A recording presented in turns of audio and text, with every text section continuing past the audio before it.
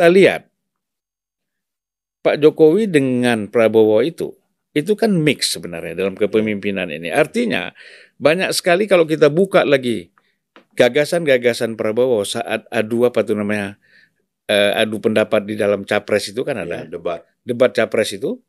Pikiran-pikiran Prabowo juga tentang infrastruktur, tentang bagaimana membangun kekuatan ekonomi Indonesia itu dijalankan oleh Pak Jokowi.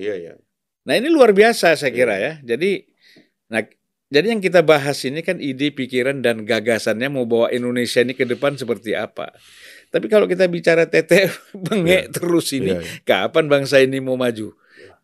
Gitu Bung Fahri. Makanya saya sekali lagi, mungkin suatu hari akan makin banyak yang terungkap dimensi-dimensi dari rekonsiliasi Pak Prabowo dan Pak Jokowi yang 2 kali bertempur di 2 Pilpres 2019-2014 itu Bang. Jadi misalnya hilirisasi itu Bang ya. Ini kita bicara global economy ya.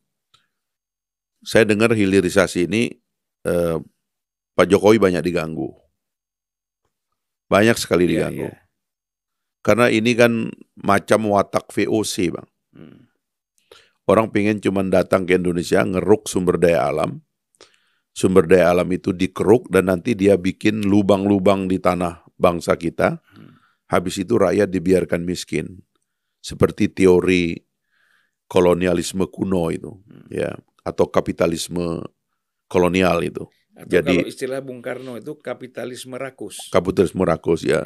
Ya apa namanya dirty greedy capitalism ya. Jadi teorinya itu 3, daerah jajahan adalah sumber pekerja murah, daerah jajahan adalah sumber daya alam yang dikeruk, daerah jajahan adalah sumber pasar bagi mereka. Jadi setelah mereka keruk sumber daya alam kita, buruh atau kerja murah gitu, dia kasih kita uang sedikit, lalu dengan uang sedikit itu dia jual produk-produk mereka kepada kita. Nah, akhirnya ngambil keputusan hilirisasi. Banyak yang ganggu. Karena basis dari industrialisasi kan begitu ekonomi itu kan Bang. Kita dari sumber daya alam, lalu kemudian manufaktur dasar, manufaktur yang lebih modern, negara teknologi, ya kan, negara keuangan atau finance, kemudian jasa, baru consumption. Itu kan gradasi dari perekonomian. Kita ini nggak pernah boleh mengolah sumber daya alam kita sendiri. Dimainkan harganya, dihajar di WTO, macam-macam. Siapa yang ngotot dengan hilirisasi ini? Siapa yang memberikan backing kepada Pak Jokowi tentang hilirisasi? Coba kalau kita lihat Bang, itu Pak Prabowo. Dan kalau dia tidak menjamin pasukannya bahwa kita harus tutup mata untuk hilirisasi sebagai syarat dan fondasi bagi kemajuan, nggak bisa kejadian.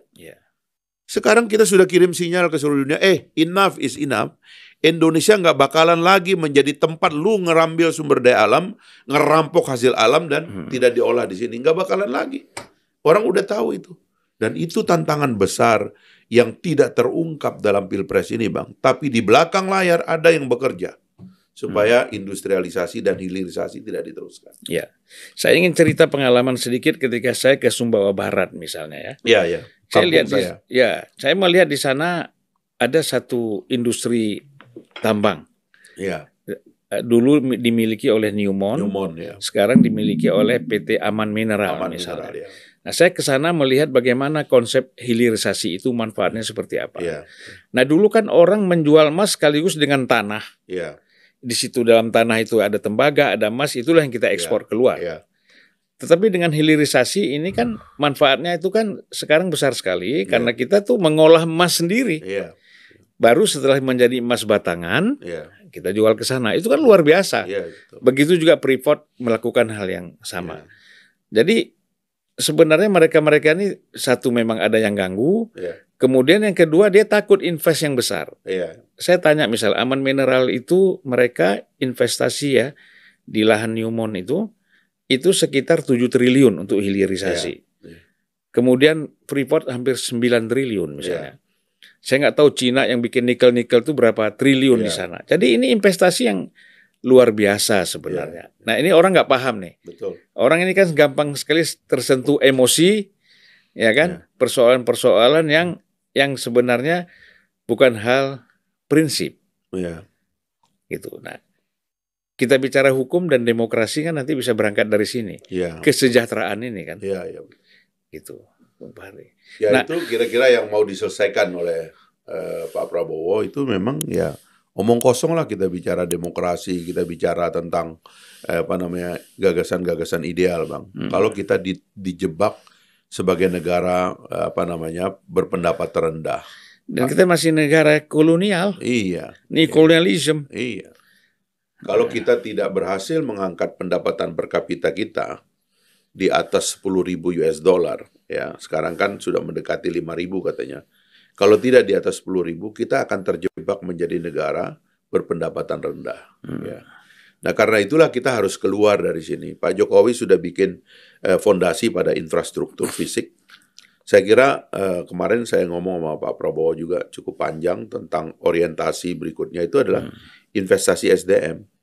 Jadi kenapa Mas Gibran tuh ngangkat kartu kartu anak sehat, kartu lansia? Karena kita mau tidak mau basis bagi pertumbuhan ekonomi kita yang akan datang setelah infrastruktur kita bangun dan terus kita akan bangun adalah investasi pada manusianya. Iya, betul. Kalau anak-anak kita stunting, nggak bisa kita bicara superpower, nggak bisa kita bicara negara kuat. Orangnya, mohon maaf, kekurangan gizi. Abang dan saya ini lahir di kampung, Bang. Iya. Abang lihat kampung saya kemarin.